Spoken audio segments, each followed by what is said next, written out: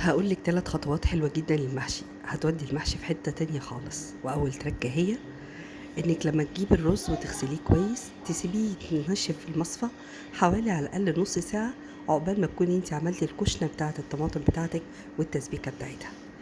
تاني حاجة، وأنتِ بتحطّي الرز وبتشوّحيه مع الكُشنة دي، لازم تحطّي فيه فَص من التوم وكمان قرن من الفلفل مدعوقين بحبّة ملح، وده لازم يكون بالدلهون لإنه بيودّي الطعم في حتّة تانية خالص، ولمّا تيجي تشوّحيه هتشمّي ريحة جنان.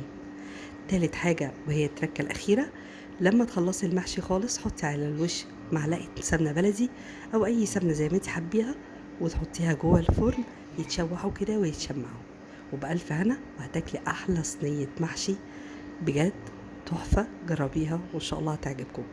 وفي الآخر زي ما بنقول لكل بيت وليه طريقته ولكل شيخ ليه طريقته. بألف هنا وشفا. ولو عجبِك ال3 تريكات اللي أنا قُلتهم لِك دلوقتي، يا ريت تدعميني بلايك وبشير وبسبسكرايب، ما تبخليش عليّا.